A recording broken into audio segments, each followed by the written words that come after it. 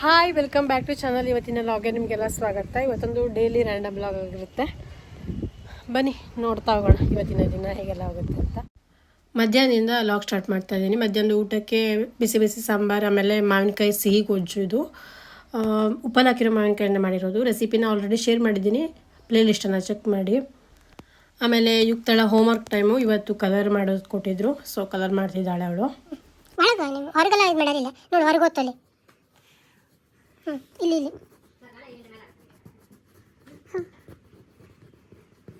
ಅವಳಿಗೆ ಹೋಮ್ವರ್ಕ್ ಮಾಡಿಸೋಕ್ಕೆ ಸುಮಾರು ಅರ್ಧ ಗಂಟೆ ಬೇಕಾಗುತ್ತೆ. ಒಂದು ಮಾಡು ಅಂದರೆ ಮತ್ತೊಂದು ಮಾಡ್ತಾಳೆ. ಹೋಮ್ವರ್ಕ್ ಮಾಡೋಕ್ಕೇನೋ ಅವಳಿಗೆ ಇಷ್ಟ, ಬಟ್ ಅವಳಿಗೆ ಮಾಡಿಸೋದಿದೆಯಲ್ಲ, ಪೇಷನ್ಸು ಸಖತ್ ಬೇಕಾಗುತ್ತೆ.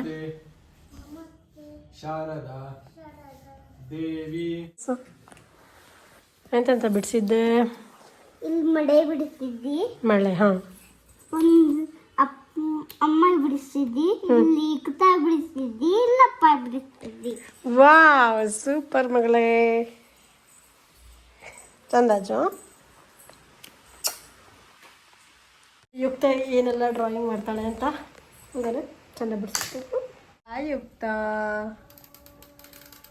ಎಲ್ಲೋಗಿದ್ದಿ? ಕೆಲಸಕ್ಕೆ. ಹೌದಾ, ನಾನು ಬರಲಾ? ಹೌದು. ಎಲ್ಲಿ ಡ್ರಾಪ್ ಕೊಡ್ತೆ? ಬೆಳಗ್ಗೆ ಒಂದು ಹೊತ್ತು ಸ್ಕೂಲಿಗೆ ಹೋಗಿ ಟೈಮ್ ಪಾಸ್ ಆಗುತ್ತೆ. ಮಧ್ಯಾಹ್ನ ಮೇಲೆ ಏನಾದರೂ ಟೈಮ್ ಪಾಸ್ ಮಾಡಬೇಕಂತ ಅವ್ರ ಜೊತೆ ಏನಾದರೂ ಆಟ ಆಡ್ತಾ ಇರಬೇಕು. ಆಮೇಲೆ ವಾಕಿಂಗು. ಜಾಸ್ತಿ ಮಳೆ ಇದ್ದರೆ ವಾಕಿಂಗ್ ಕೂಡ ಹೋಗೋಕ್ಕಾಗಲ್ಲ, ಸೊ ಟೆರೆಸ್ಗೆ ಕರ್ಕೊಂಡು ಹೋಗಿ ಬಂದಿದ್ದೀನಿ. ಫುಲ್ ಮಳೆ ಒಯ್ದು ಯಾವ ಥರ ವಾತಾವರಣ ಆಗಿದೆ ಅಂತ ನೋಡಿ. ಎಲ್ಲ ಕಡೆ ಒದ್ದೆ ಒದ್ದೆ ಒದ್ದೆ.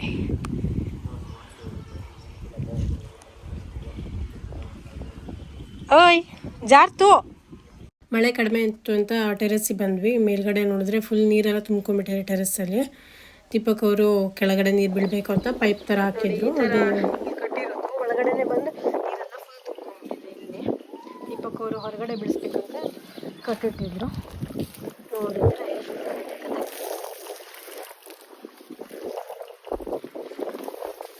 ಇದ್ರ ಒಳಗಡೆ ಎಷ್ಟು ಓ ಟೆರೆಸ್ ಒಳಗಡೆನೆ ಎಷ್ಟು ನೀರು ತುಂಬಿಕೊಂಡಿದೆ ಅಂತ. ಪೈಪಿಂದ ಈ ಕಥೆ ಆಗಿದೆ.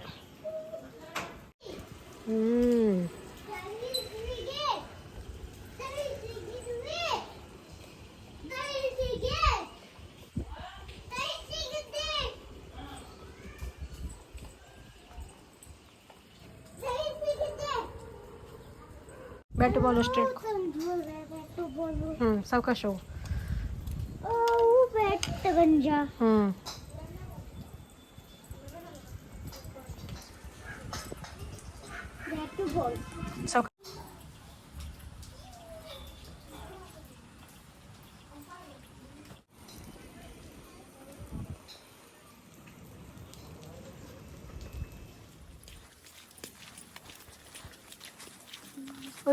ಓಡು.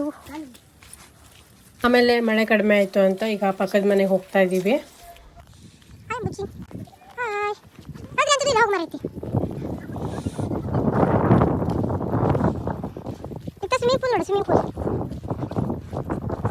ಇಲ್ಲೆಲ್ಲ ಫುಲ್ ನೀರು ತುಂಬಿಕೊಂಡಿದೆ.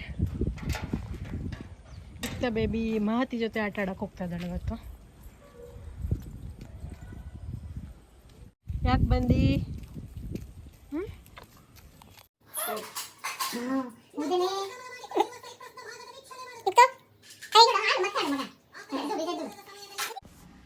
ಹಾಗೆ ದೀಪಕ್ ಅವರು ಹಳ್ಳಿಗೆ ಹೋಗಿದ್ರು. ಅಲ್ಲಿಂದ ಒಂದಷ್ಟು ಪಾರ್ಸಲ್ ಎಲ್ಲ ತೊಗೊಬಂದಿದ್ದಾರೆ. ಹಲಸಿನಕಾಯಿ, ಹಾಗೆ ಮಾವಿನ ಹಣ್ಣು, ಅದು ಇದು ಅಂತ.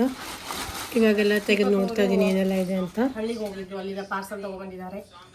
ಹಲಸಿನಕಾಯಿ, ಮಾವಿನ ಹಣ್ಣು, ಬನಾನಾ, ಕಾಯಿ ಎಲ್ಲ ತೊಗೊಂಡಿದ್ದಾರೆ.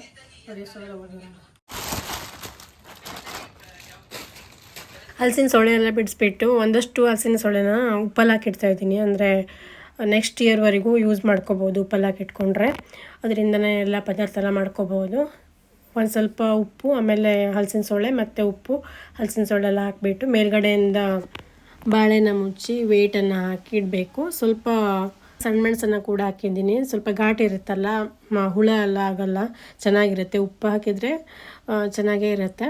ನೆಕ್ಸ್ಟ್ ಹಲಸಿನಕಾಯಿ ಸೀಸನ್ವರೆಗೂ ಇದನ್ನು ಯೂಸ್ ಮಾಡ್ಕೋಬೋದು. ಮತ್ತು ಎಲ್ಲ ಹಲಸಿನ ಸೊಳ್ಳೆನೂ ಬರೋದಿಲ್ಲ, ದಪ್ಪಗಿರೋ ಹಲಸಿನ ಸೊಳ್ಳೆನ ತೊಗೋಬೇಕು.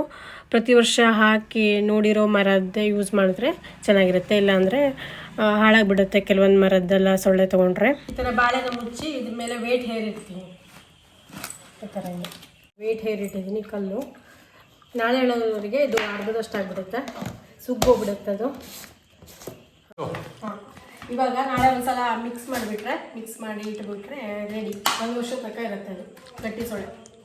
ಹಾಗೆ ನೆಕ್ಸ್ಟ್ ಡೇ ಉಳಿದಿರೋ ಹಲಸಿನ ಸೊಳ್ಳೆಯಿಂದ ನೀರು ಸಾರು ಮತ್ತು ಅಪ್ಪೆ ಕಾಯಿ ಕೊಟ್ಟು ಕಳಿಸಿದ್ರು, ಅದರಿಂದ ಅಪ್ಪೆ ಹುಳಿ ಎಲ್ಲ ಮಾಡಿದ್ದೀನಿ. ದೀಪಕವ್ರಿಗೆ ಕೂಡ ಹಲಸಿನ ಸೊಳ್ಳೆ ನೀರು ಸಾರು ಟೇಸ್ಟ್ ನೋಡಿ ಅಂತ ಕುಡಿಯೋಕೆ ಕೊಟ್ಟಿದ್ದೀನಿ. ಸಖತ್ ಖಾರ ಆಗಿತ್ತು, ಮಳೆಗಾಲಕ್ಕೆ ಸಖತ್ ಖಾರ ಆಗಿ ಸೂಪ್ ಥರ ಆಗುತ್ತೆ, ಚೆನ್ನಾಗಾಗುತ್ತೆ. ಇದು ಆಮೇಲೆ ಇದು ನೀರು ಸಾರು, ಎರಡು ಖಾರವಾದ ಡಿಶ್ ಮಾಡಿದ್ದೀನಿ. ಹವ್ಯಕ ಅಡುಗೆ ಯಾವುದೇ ರೆಸಿಪಿ ಬೇಕಾದರೆ ನಮ್ಮ ಫುಡ್ ರೆಸಿಪೀಸ್ ಪ್ಲೇಲಿಸ್ಟ್ ಚೆಕ್ ಮಾಡಿ. ವಿಡಿಯೋ ಇಷ್ಟ ಆದರೆ ಲೈಕ್ ಮಾಡಿ, ಶೇರ್ ಮಾಡಿ, ಸಬ್ಸ್ಕ್ರೈಬ್ ಮಾಡಿ. Thank you for watching. Bye.